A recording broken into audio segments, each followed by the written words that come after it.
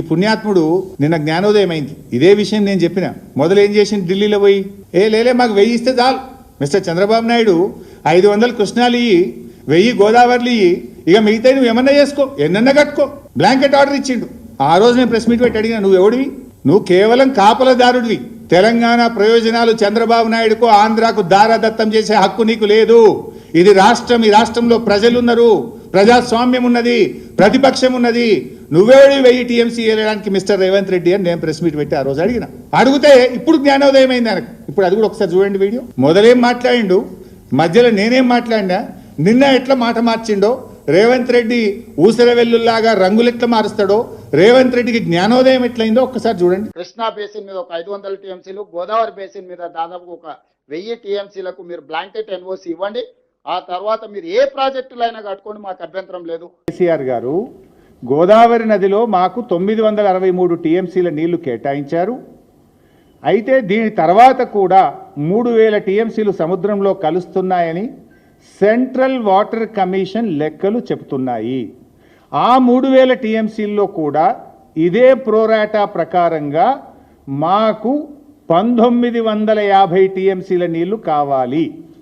1950 టీఎంసీలు మాకు కావాలి గోదావరిలో. ఎందుకంటే మా హైదరాబాద్ నగరం 1 కోటి జనాభా ఉంది, 30 లక్షల మంది మైగ్రెంట్ వర్కర్స్ ఉన్నారు. హైదరాబాద్లో పారిశ్రామిక అవసరాలు, తాగునీటి అవసరాలు, భవిష్యత్ అవసరాల దృష్ట్యా గోదావరిలో 1950 టీఎంసీల నీళ్లు ఈ 3000లో మా వాటా. ఈ 3000 సముద్రంలో కలిసే దాంట్లో మా లెక్క 1950 టీఎంసీల నీళ్లు ఇవి మాకు ఇవ్వాలి అని కేంద్ర జలవనరుల శాఖకు ఆనాడు కేసీఆర్ గారు రాసిండ్రు. అంటే ఇప్పుడు మనకు వస్తున్న 968 కాక మరో 1950 మా లెక్క అని కేసీఆర్ చెప్పిండు. నికర జలాలలో ఏ విధంగా అయితే ప్రపోర్షనేట్ గా 968 టీఎంసీ మనకు, 518 టీఎంసీ ఆంధ్రప్రదేశ్కి వచ్చిందో, అదే విధంగా గోదావరిలో ఉండే మిగులు జలాలు కావచ్చు, గోదావరిలో ఉండే వరద జలాలు కావచ్చు, ప్రపోర్షనేట్ గా తెలంగాణకు కూడా ఒక రైట్ వస్తుంది. ఎప్పుడు సోయ వచ్చింది నాకు? ఫస్ట్ 18/6/2025 నాడేమో 1000 ఇచ్చేయి, నీకు అంత నువ్వేమన్నా చేసుకో చంద్రబాబు నాయుడు, నువ్వు ఏం చేసుకున్నా పర్వాలేదు, బ్లాంకెట్ ఆర్డర్ ఇచ్చి పరిచాడు. అరే నువ్వేనివే అయ్యే, నీకు అట్లా 1950 మనది ఉన్నది 2918 అని నేను 19 జూన్ 2025 నేను మాట్లాడినా. ఆయన 18 నాడు మాట్లాడితే తెల్లారి 19 నాడు నేను మాట్లాడినా. నిన్నటి జ్ఞానోదయం అయింది ఆయనకు.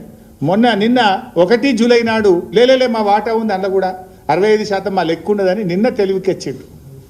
అంటే గోదావరిలో 1000, కృష్ణాలో 500 జాలు అని గొప్పలు చెప్పిన రేవంత్ రెడ్డికి మిగులు జలాల్లో కూడా తెలంగాణ వాటా ఉంటుందని బీఆర్ఎస్ పార్టీ ఆయన జ్ఞానోదయం చేసింది.